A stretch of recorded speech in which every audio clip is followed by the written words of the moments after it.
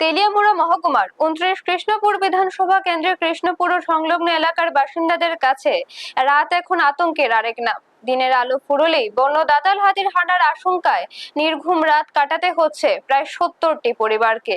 নিজেদের ঘরেও নিরাপদ বোধ করছেন না তারা। স্থানীয়দের অভিযোগ, দীর্ঘদিন ধরে বন্য হাতির উপদ্রব চললেও সমস্যার স্থায়ী সমাধানের কার্যকর উদ্যোগ নেওয়া হয়নি। বন দপ্তর বিভিন্ন সময়ে কিছু পদক্ষেপ নিলেও তা সাময়িকভাবে কাজে এসেছে, কিন্তু হাতির তাণ্ডব বন্ধ হয়নি।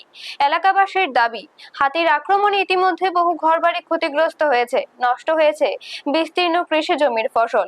অতীতে প্রাণহানির ঘটনাও ঘটেছে, ফলে প্রতিদিন আতঙ্কের মধ্যে জীবন কাটাতে হচ্ছে স্থানীয় মানুষকে। কৃষ্ণপুর আশপাশের অধিকাংশ পরিবার কৃষির উপর নির্ভরশীল, কিন্তু ফসল ঘরে তোলার আগেই বন্য হাতির হামলায় মাসের পর মাসের পরিশ্রম নষ্ট হয়ে যাচ্ছে। এতে অনেক কৃষক আর্থিক সংকটে পড়েছেন, কেউ কেউ চাষাবাদ ছেড়ে দেওয়ার কথাও ভাবছেন।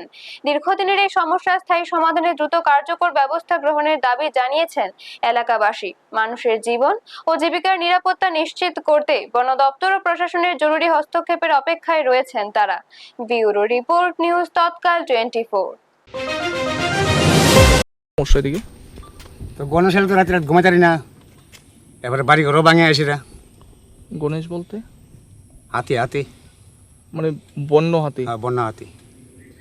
মানে এই এলাকার মূলত কতজন মানুষজন আছে আপনারা এই এলাকাতে বসবাস করেন? আমরা এলাকার ধরুন ৮০-৯০ গরিব ফ্যামিলি এই অবস্থা লই আর কি।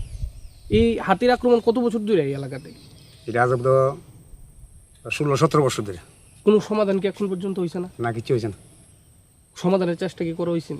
ওখানে তো এরা অনেক চেষ্টা করছে, একবার হাতি আনছে দৌড়াইতো, কিছু করতে পারছে না।